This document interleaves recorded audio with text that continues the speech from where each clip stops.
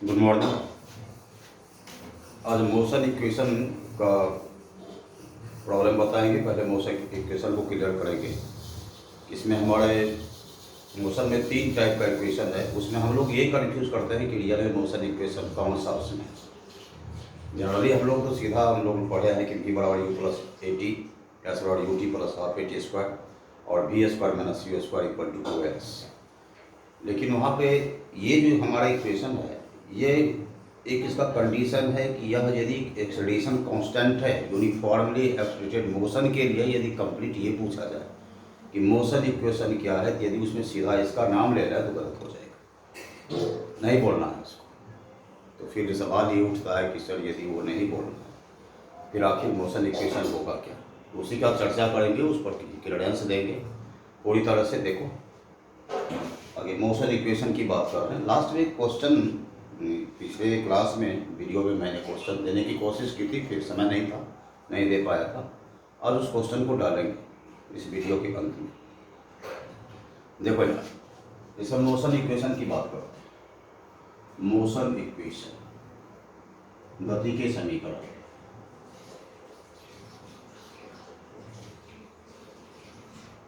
Motion equation गति के समीकरण की बात करेंगे।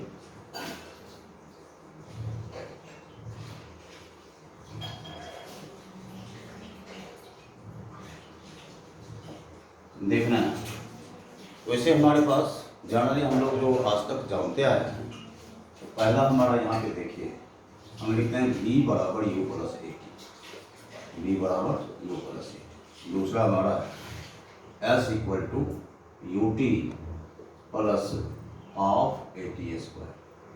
फिर थर्ड हम लोग बोलते हैं कि v square minus you square equal to 2s। 3 equation अभी तक हमने पढ़ा है। पहला हमारा क्या है v बराबर u प्लस ए टी, दूसरा क्या है s equal to U T plus half A T square, और तीसरा हमारा क्या है कि v square minus you square equal to 2s। यहाँ पे जहाँ हमारा ये देखना कि u हमारा क्या है इनिशियल वेलोसिटी है, इनिशियल वेलोसिटी इसको बोलेंगे हम लोग प्रारंभिक वेग। ये हमारा क्या है प्रारंभिक वेग।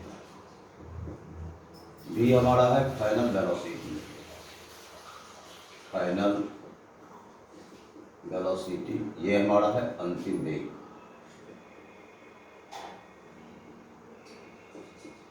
ये हमारा है एक्सेलरेशन प्रोड्यूस्ड उत्पन्न त्वरण, या सीधा एक्सेलरेशन लिखो। इसको हम लोग क्या कहते हैं, ये हमारा है त्वरण। और t हमारा है टाइम समय, और s जो यहाँ पे है ना ये हमारा डिस्प्लेसमेंट है, डिस्टेंस नहीं, क्या है ये डिस्प्लेसमेंट, विस्थापन। डिस्प्लेस का प्रूफ दिया कि क्या है डिस्प्लेसमेंट, डिस्प्लेसमेंट या इसको हम बोलेंगे। देखना ध्यान से, हमारा यहाँ इक्वेशन है v बराबर u प्लस ए टी, सेकेंड हमारा है s बराबर U T plus half A T square, और तीसरा हमारा है v square minus you square equal to 2s। जहाँ पे हमारा u क्या है ये हमारा इनिशियल वेलोसिटी है, प्रारंभिक वेग है। दूसरा v हमारा फाइनल वेलोसिटी या अंतिम वेग है। a हमारा एक्सेलरेशन या त्वरण, t को टाइम, और s हमारा डिस्प्लेसमेंट या विस्थापन। तो सवाल ये उठता है कि सर ये जो हमारा है ये मोशन इक्वेशन क्या इसको कहा जा सकता है? जी नहीं, ये केवल लागू एक स्पेशल कंडीशन है। ये हमारा कांस्टेंट त्वरण के लिए यूनिफॉर्मली एक्सेलरेटेड मोशन, एक समान त्वरित गति के लिए लागू होता है। ओवरऑल कहेगा कि सबों के लिए ऑलवेज लागू हो जरूरी नहीं है, नहीं होगा मतलब। ये किसके लिए है, ये इस पर इसकी बात करेंगे तो ये लिखेंगे हम लोग for uniformly accelerated motion, uniformly accelerated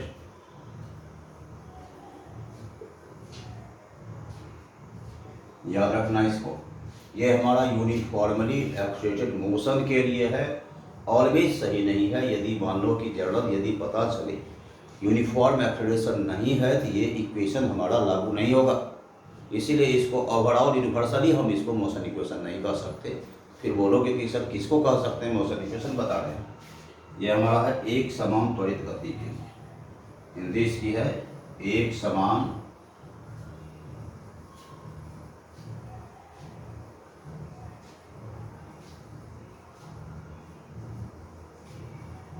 एक समान त्वरित गति के लिए ये लागू होता है हमारा, ठीक है ना। तो अब सवाल ये उठता है कि तब दूसरा मोशन इक्वेशन के लिए हम बात करें, आखिर होता क्या है मोशन इक्वेशन। ये देख लिया, इशारा कर्सर इनको मीटर है, इसके बगल में हम लिख रहे हैं, ध्यान से देखना है इसको पहले देखिएगा।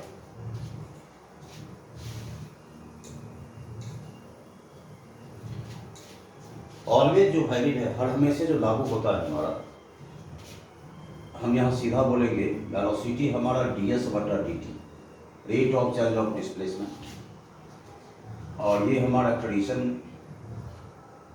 हमारा dv बटा dt,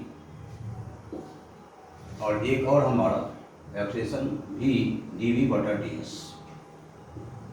ये हमारा मोशन इक्वेशन ऑलवेज, हर हमेशा सही है, ऑलवेज सदैव सही है। यदि मोशन इक्वेशन सिंपली बोल दे कॉमन में कि मोशन इक्वेशन क्या है, इसका नाम ले लो, क्योंकि इसमें कंडीशन है। इसमें कंडीशन यह है कि एक समान त्वरित गति के लिए मोशन इक्वेशन।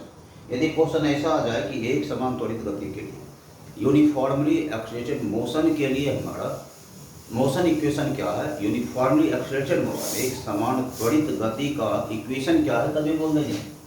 लेकिन यदि सिंपल ऐसा बोला जाए कि मोशन इक्वेशन क्या है, तो हम लोग ये बोले हमारा क्या है, v हमारा ds बटा dt, a हमारा dv by dt, a dv dv ds। बहुत बहुत इंपॉर्टेंट है ये जो पार्ट है ना हमारा, वेरी इंपॉर्टेंट। सवाल होता है कि सर ये कहाँ से आ गया हमारा, ये कैसे लिया है, a dv ds आपका कैसे आ गया, जानना है। सिंपली हम लोग ये क्या बोलते हैं, dv बटा dt बोलते हैं, सिंपली हम लोग बोलते हैं। तो यहाँ पे यदि ऐसा कर दें, क्योंकि टाइम से इसको फ्री कर देना है, क्योंकि देख रहे हो यहाँ टाइम नहीं है, वेलोसिटी और डिस्प्लेसमेंट है, टाइम यहाँ पे नहीं है, तो टाइम से इंडिपेंडेंट करना है। तो इसको टाइम से इंडिपेंडेंट करने के लिए ऐसा लिखते हैं dv बाई dt, यहाँ ds बटा ds देते थे, क्या दिक्कत, तो दिक्कत है यहाँ दिया जा सकता है, क्योंकि हमको क्या करना है, टाइम को हटा देना है, टाइम से इंडिपेंडेंट कर देना है। बहुत इंपॉर्टेंट इक्वेशन है। ऐसा भी इक्वेशन आता है तो बच्चे इसमें कंफ्यूज कर जाते हैं। सीधा याद रखना कि हमारा a dv बटा dt तो पता है, नॉन हमारा वैल्यू जानते हैं इसको। यहाँ dv बटा dt ds बाई ds कर सकते हैं, इसको थोड़ा आगे बढ़ा दें, ऐसा लिख सकते हैं क्या, dv बटा ds, और यहाँ हमारा ds बटा dt। ध्यान से देखना यहाँ, ये देखो हमारा क्या, इसको ds को यहाँ ले आया और ds बाई dt ये करते हैं।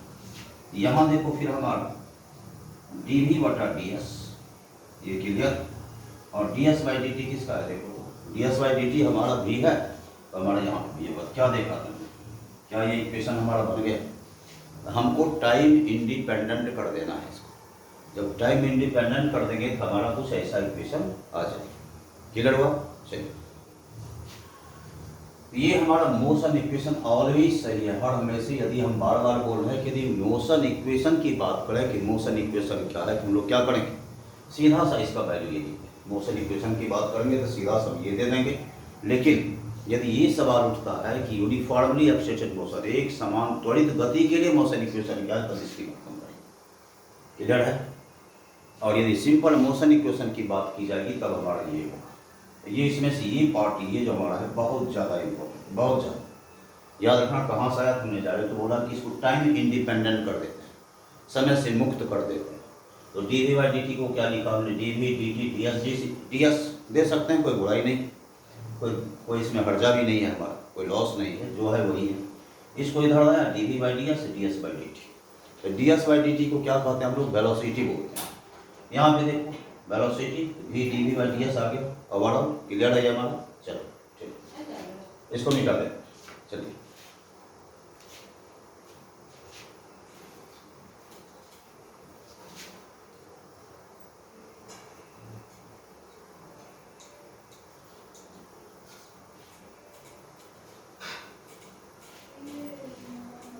चलो देखो आगे यहाँ पे, इसमें कुछ यूनिफॉर्मली एक्सलेटेड मोशन के लिए कुछ इसमें कंडीशन आता है। यहाँ पे देखो हमारा इसके लिए s बराबर ut plus half h square पे कुछ क्वेश्चंस बनते हैं। इसी ये हमारा मेन फॉर्मेट है, फंडामेंटल हमारा इक्वेशन है, s equal to ut plus half h square. यहाँ पे ऐसा बोल दिया जाए कि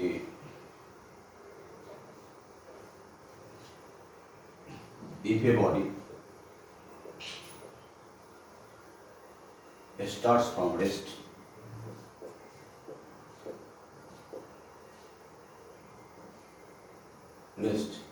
and moves with constant accretion,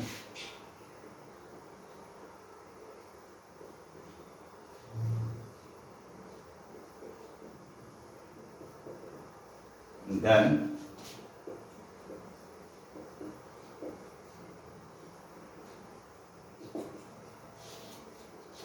ratio of the distance traveled in 1 second, 2 second and 3 second is क्या हो? मैं यहाँ पे क्यों लिखते हैं? यदि कोई वस्तु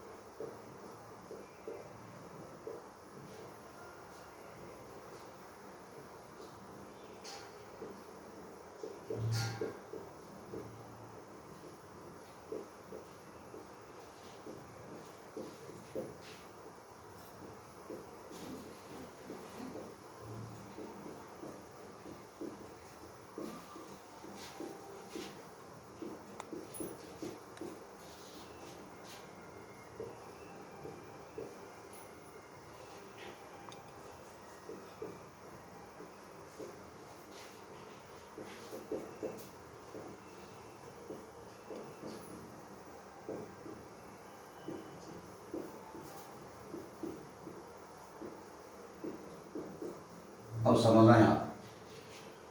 हमने दिया कि if a body starts from rest, यदि कोई वस्तु विराम से चलना शुरू करती है और मूव्स विद कांस्टेंट एक्सेलरेशन, और इसका एक्सेलरेशन क्या है? हमारा कांस्टेंट है, तब उसके द्वारा 1 सेकंड, 2 सेकंड और 3 सेकंड में चली गई दूरी का अनुपात 1, 2 और 3 सेकंड। सवाल ये उठता है कि अब हमारे यहाँ क्या है? रेस्ट में है, तो रेस्ट में है मतलब यू कितना होगा? इसका 0 होगा। तो यहाँ पे हमारा जो इक्वेशन ये वाला है, यहाँ पे ध्यान दो, ये इक्वेशन हमारा क्या है? ut plus half at square, ये हमारा इक्वेशन है। रेस्ट से शुरू हो रहा है तो u कितना? 0, यहाँ आप लिखेंगे 0 plus half at square. Equation हमारा क्या बन गया? हमारा इक्वेशन बन गया हाफ at स्क्वायर। लेकिन यहाँ पे a क्या है? कॉन्स्टेंट है। a कॉन्स्टेंट है और ये कॉन्स्टेंट है, तो हम क्या देख रहे हैं कि s प्रोपोर्शनल किसका होगा? t स्क्वायर पर। ये भी क्वेश्चन पूछा हुआ, ये जो क्वेश्चन का फॉर्मेट था ना, ये क्वेश्चन का फॉर्मेट था, यदि कोई बॉडी रेस्ट से चलती है कांस्टेंट एक्सेलरेशन से, तो उसके डिस्टेंस और टाइम के बीच क्या रिलेशन?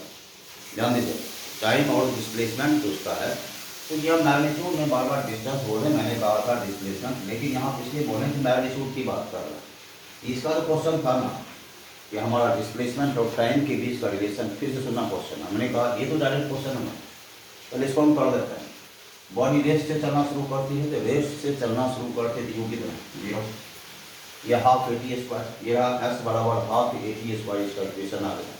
ए कांस्टेंट है, यहाँ पे लिखा हुआ है हमारा, यहाँ क्या है? ए हमारा कांस्टेंट है, देख रहे हैं?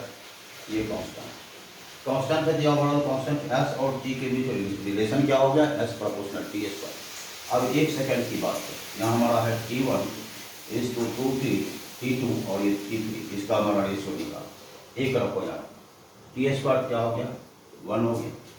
2 रखो, 2 2 जा 4 हो गया, और यहाँ पे 3 रखो, 3 का स्क्वायर कितना होता है? 9। आंसर हमारा यही हो जाए। और बहुत इंपॉर्टेंट है, पूछा हुआ क्वेश्चन है ये, इंपॉर्टेंट, समझ में आया? यहाँ सीधा सा हमारा क्या हुआ? यदि कोई बॉडी रेस्ट से चलती है और कांस्टेंट एक्सेलरेशन में है, उसके द्वारा 1, 2 और 3, 1 सेकंड, 2 सेकंड और 3 सेकंड में कवर्ड डिस्टेंस का रेशियो क्या होगा? यहाँ पे क्या देखा? एस प्रोपोर्शनल टी स्क्वायर है, 1 t2 t1 t2 t3 का रेशियो 1 के लिए 1, 2 के लिए स्क्वायर कर दो 4, 3 के लिए स्क्वायर कर दो 9, 1:4:9 इसका आंसर हो जाए। ठीक है, एक ये पार्ट हमारा। इसमें सेकंड पार्ट जो क्वेश्चन राइज करता है, इसमें ये पूछा हुआ क्वेश्चन, सेकंड पार्ट जो इसका राइज कर रहा है उसकी बात नहीं कर रहे, ध्यान देना। सेकंड पार्ट इसी में इसमें सीधा दिया जैसे कि बॉडी रेस्ट से शुरू होती है, तो देन यहाँ पे देखो क्वेश्चन बदलेगा, यही question.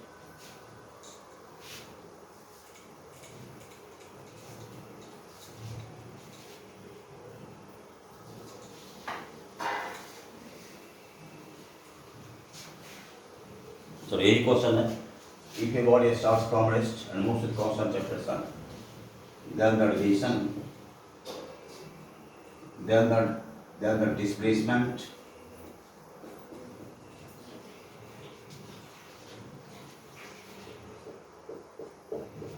of the body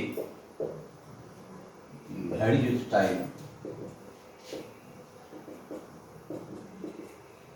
as displacement मतलब यहाँ पे s है और varies with time यहाँ पे t, यहाँ सीधा लिखेंगे।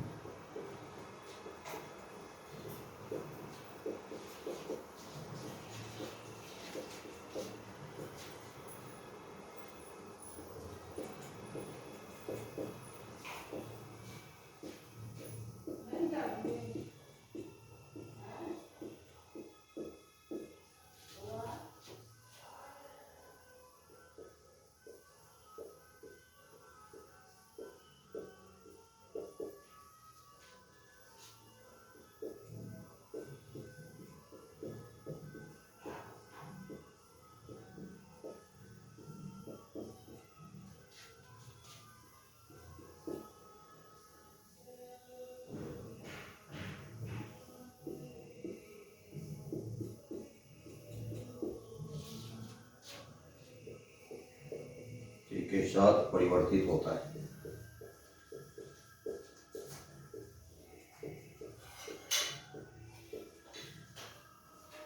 पहला हमारा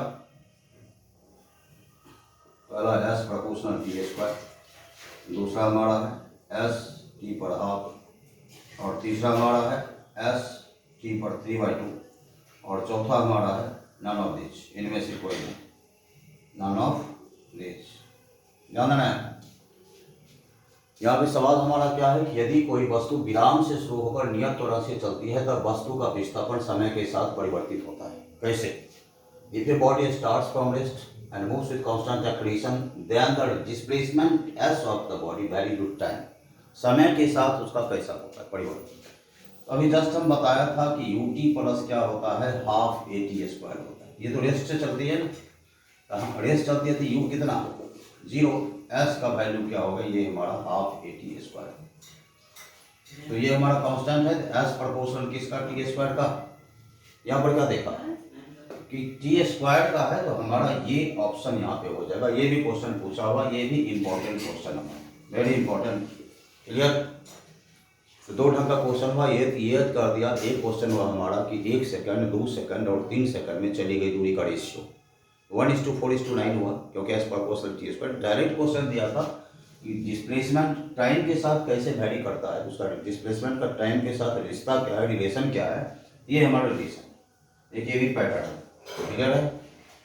इसमें एक और सवाल उठता है, जैसे यूनिफॉर्मली एक्सिलेटेड मोशन, बार बार बोलना है कि एक समान त्वरित गति का के लिए मोशन इक्वेशन है, डायरेक्ट मोशन इक्वेशन नहीं, क्योंकि हमारा एक समान त्वरित गति का इक्वेशन। क्लियर? आगे चलें इसी में, चलो।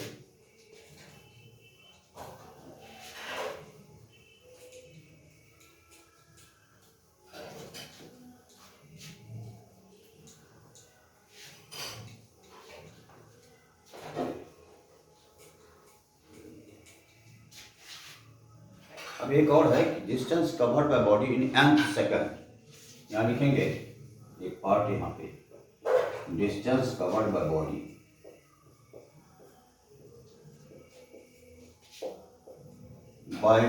इन nth सेकंड।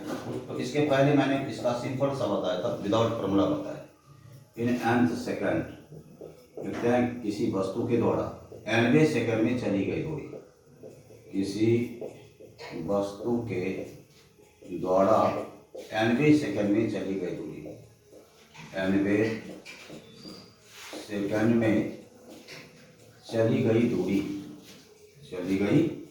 दूरी। इसका जो फार्मूला हमारा होगा ये होगा s बराबर u plus a by 2n minus 1। ये हमारा इसका फार्मूला है, ये हमारा फार्मूला है इसका, u plus a by 2n minus 1। ये n जो है नंबर ऑफ सेकंड। अब ये nवें सेकंड मैंने पिछले वीडियो में बताया था कि nवां सेकंड या nth सेकंड, 5 सेकंड और 5th सेकंड का क्या मतलब होता है, पिछले वीडियो में मैंने क्लियर किया है। अब यहाँ पे सवाल उठता है कि इसमें क्वेश्चन किस टाइप का राइज करता है, ऑब्जेक्टिव के पैटर्न में कैसा होता है। यहाँ फिर लिखते हैं इसी के रेस्पेक्ट में, if a body starts from rest and moves with constant acceleration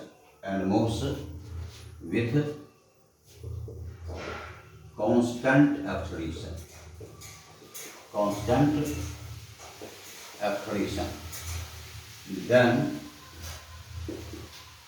the ratio of the distance covered by body in first second, ध्यान देना 1 नहीं है यहाँ पे फर्स्ट सेकंड है, first second, second second and third second etch. यहाँ पे यदि कोई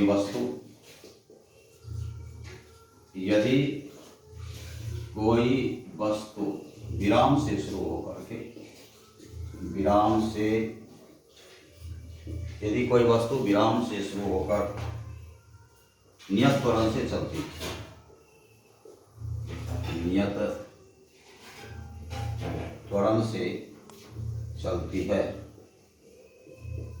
है तब वस्तु द्वारा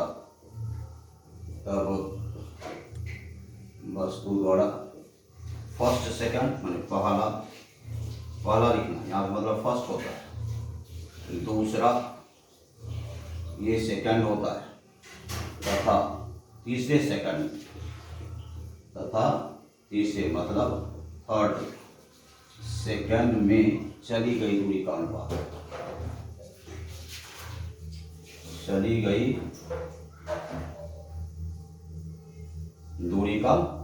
अब यहाँ पे ये देखना है कि ये कैसे बनेगा। पहले समझो इसको, टॉपिक्स को समझो। ये हमारा क्या है कि सबसे पहला है कि सेकंड में बॉडी द्वारा कवर डिस्टेंस जो होता है u प्लस a बटा 2n माइनस 1 हमारा।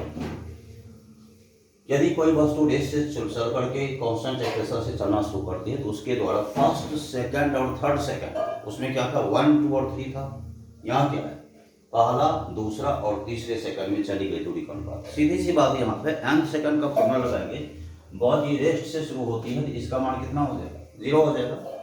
बॉडी रेस से शुरू होती है तो यू क्या होगा, मर्जी वो बच गया। ये एस बराबर हमारा क्या बच गया, a बाई 2n माइनस 1, यही बच गया हमारा। एस बराबर क्या बचा, क्योंकि हमारा बॉडी किसमें रेस्ट से चलना शुरू करती है, बॉडी विराम से चलना शुरू करती है रेस्ट से, यू क्या होगा हमारा 0 होगा, ये रह गया हमारे पास। लेकिन यहाँ पे एक्सेलरेशन क्या है, ये हमारा कांस्टेंट है। जब ये कांस्टेंट है तो हमारा एस प्रोपोर्शनल किसका हो गया, 2n माइनस 1 हो, 2n माइनस 1 हो गया। यहाँ पे ये देखेंगे कि ये हमारा जो होगा तो एक वैल्यू रखना S1 is to S2 is to S3, एक रखो 2 into 1 minus 1 होगा, सेकंड 2 into 2 minus 1 3 होगा, 3 रखो 2 into 3 minus 1, ये क्या होगा हमारा 5।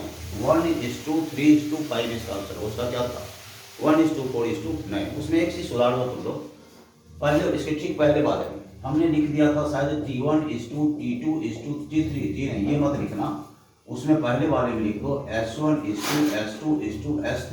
पहला में समझना इस चीज को, पहला में हमने शायद लिखा है T1 T2 T3, जी नहीं, समय का रेशियो नहीं था, डिस्टेंस का रेशियो था, 1 सेकंड में 2 सेकंड में 3 सेकंड में। पहला वाले में क्या था 1 is to 4 is to 9 था। और इसमें हमारा क्या है फर्स्ट, यहाँ पे ये चीज लिखना, यहाँ भी सुधारो, ये हमारा फर्स्ट है, फिर ये हमारा सेकंड है, और ये हमारा क्या है, ये हमारा थर्ड है। तो फर्स्ट सेकंड और थर्ड सेकंड में चली गई दूरी का रेशियो क्या हो जाएगा 1 is to 3 is to 5 हो जाएगा। वहाँ पे क्या था 1 is to 4 is to 9 होगा। मोस्ट इंपॉर्टेंट ये पूछते रहता है, बहुत बार पूछा है, इसको ध्यान से देखना है। आराम से इसको देखो पहले। चलिए, चलो हो गया ये, यहाँ पे इसको मिटा दें। चलो,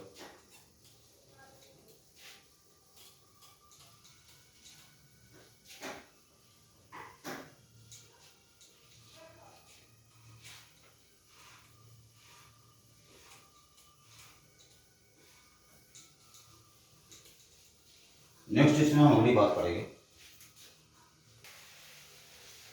चलो, मोशन इक्वेशन के बाद मैंने शुरू में बोला था कि एक क्वेश्चन इसमें लास्ट में है जो देंगे इस टाइप का क्वेश्चन कि हमारा a equal to X square, find v when x is 2 metre given at x बराबर 0 बॉडी इज एट रेस्ट। कह रहा है क्या कि हमारा a बराबर एक्स स्क्वायर दिया हुआ है, देखो टाइम से इंडिपेंडेंट है, v ज्ञात करें, दिया हुआ है x बराबर 0 पर वस्तु किसमें है, विराम में। x बराबर 0 पे वस्तु विराम में है, मतलब x बराबर 0 पर वस्तु क्या है, 0।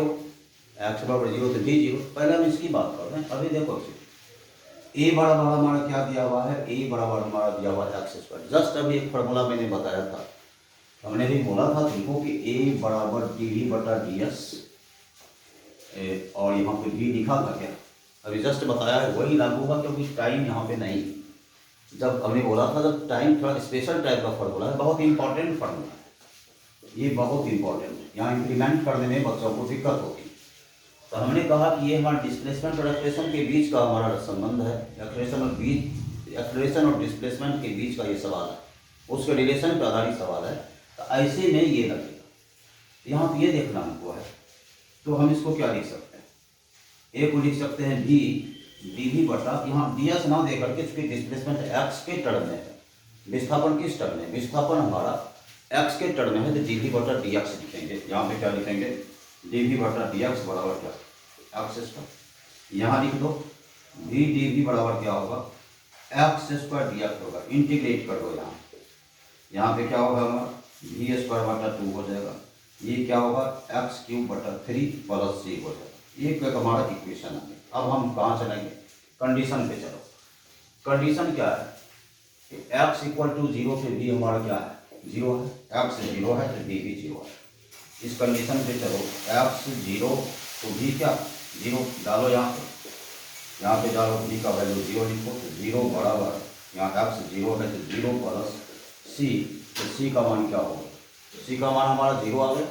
तो इंडिफिनिट इंटीग्रेशन है, उसमें कांस्टेंट टर्म जोड़ना पड़ता है। डिफिनिट तो पता है कि x1 से x2 होता है, हमारा इंडिफिनिट जैसे ही होता है उसमें कांस्टेंट टर्म जोड़ देते हैं, यहाँ पे हमारा c 0 है।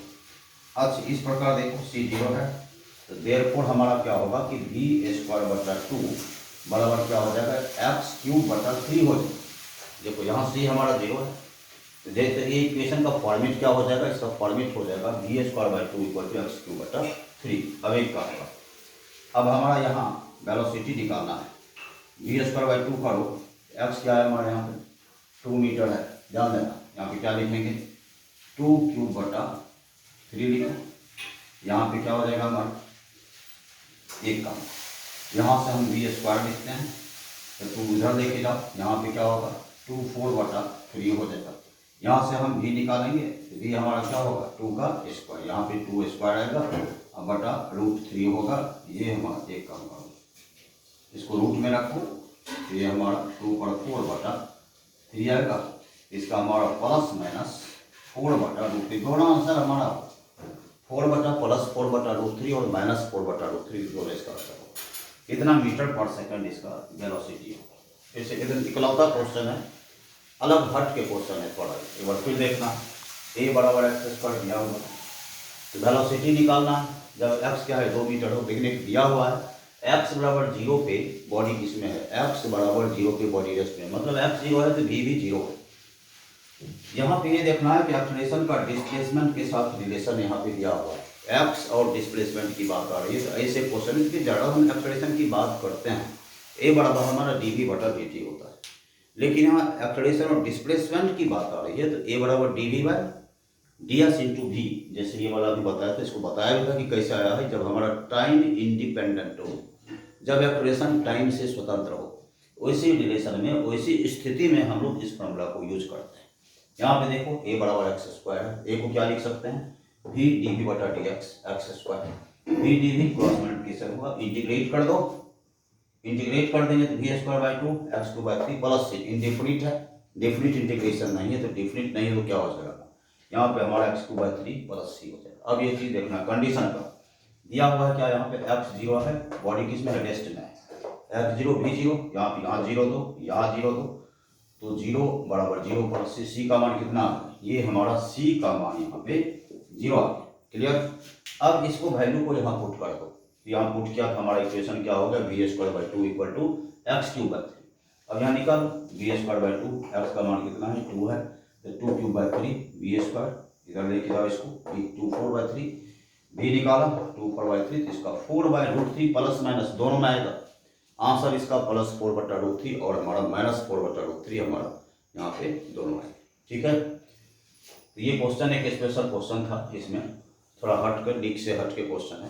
तो मोशन इक्वेशन को मैंने शुरू किया है, तो हमारा जब नेक्स्ट वीडियो आएगा तो उसमें मोशन इक्वेशन से संबंधित कुछ क्वेश्चंस होंगे, मोशन इक्वेशन पे आधारित क्वेश्चन, भी बराबर यू प्लस ए टी, एस बराबर U T plus half A T square और b square minus you square two s, और एनवे सेकंड में कवर्ड डिस्टेंस है वो एस बराबर s n u plus a by two n minus one. इसके आधार पे बहुत सारे क्वेश्चंस बताएंगे। तब तक के लिए इतना आज के लिए है और इसको पढ़ते रहिए। ठीक है, good day, all the best.